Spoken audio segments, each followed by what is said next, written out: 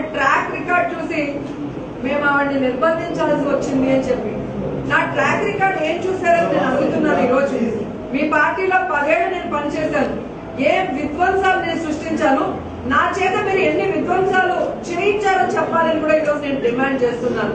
అలాగే వైస్రాయ్ హోటల్లో ఎమ్మెల్యేలందరినీ నేను గుమికూడి ప్రభుత్వాన్ని కూల్చే విధంగా ఏదైనా ప్లాన్ చేసిన ట్రాక్ రికార్డ్ నాకు ఉందా, లేదా నా ఇంటికి ఎవరైనా పిలిచి కాల్ చేసిన ట్రాక్ రికార్డ్ నాకు ఏమైనా ఉందా, లేకపోతే నా ఇంట్లో బాంబులు చుట్టూ ఉంటే ఆ బాంబులు పేలి నా ఇల్లు కూలిపోయిన ట్రాక్ రికార్డ్ నాకేమైనా ఉందా, లేదా చింతమనేని లాగా అక్రమాన్ని అడ్డుకున్న ఆఫీసర్ వనజాక్షి లాంటి వాళ్ళని ఇసుకలో వేసిన కొట్టిన ట్రాక్ రికార్డ్ నాకేమైనా ఉందా, లేకపోతే సొంత పార్టీలో వాళ్ళని కూడా ఎలా హింసించాలని మరి రావేల గారి లాగా నాకు ట్రాక్ రికార్డ్ ఉందా, లేదా ఎవరో బిడ్డ కదా గుర్తేసి తప్పించుకోవచ్చని బోండా ఉమ్మ గారు ఇక్కడ అక్కడ అసెంబ్లీలో రే పాతేస్తాను రా మిమ్మల్ని అందరినీ అంతు తేలుస్తానన్న ట్రాక్ రికార్డ్ నాకేమన్నా ఉందా?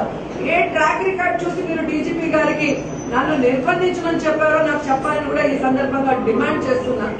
ఒక ఎమ్మెల్యేకే రక్షణ లేనప్పుడు ఒక మామూలు మహిళకి, ఒక మధ్యతరగతి మహిళకి ఒక అన్యాయం జరిగితే ఆవిడ ఏ విధంగా ఈ పోలీస్ వ్యవస్థని ప్రశ్నిస్తుంది, తనకి న్యాయం జరిగే విధంగా ఏ విధంగా అడుగులు వేస్తుందో మీరు చెప్పాల్సిన అవసరం ఉంది. అందుకే ఈ రోజు నా హక్కులకు కలిగిన భంగాన్ని, ఈ పోలీసులు చంద్రబాబు నాయుడు గారికి బానిసలుగా పనిచేస్తున్న తీరుని ఎండగడుతూ న్యాయ పోరాటం చేయాలని నేను నిర్ణయించుకోవడం జరిగింది.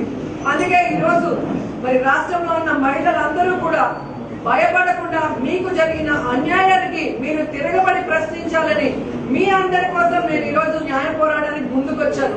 ఎందుకంటే నేను సైలెంట్ గా ఉంటే రోజా గారికి ఇంత జరిగితే ఆవిడ ఏం చేయలేకపోయింది, మీరేం చేయగలమని ఇంకా బాధితులు పెరిగే అవకాశం ఉంది, మహిళల మీద అఘాయిత్యాలు పెరిగే అవకాశం ఉంది, అలాగే మరి క్రైమ్ రేట్ కూడా పెరిగే అవకాశం ఉంది. కాబట్టి ఖచ్చితంగా ఈ పోలీస్ వ్యవస్థ మీద, ఈ చంద్రబాబు నాయుడు గారి రావణాసుర పాలన మీద కూడా మనం అందరం కూడా ఫైట్ చేయాల్సిన అవసరం ఉంది.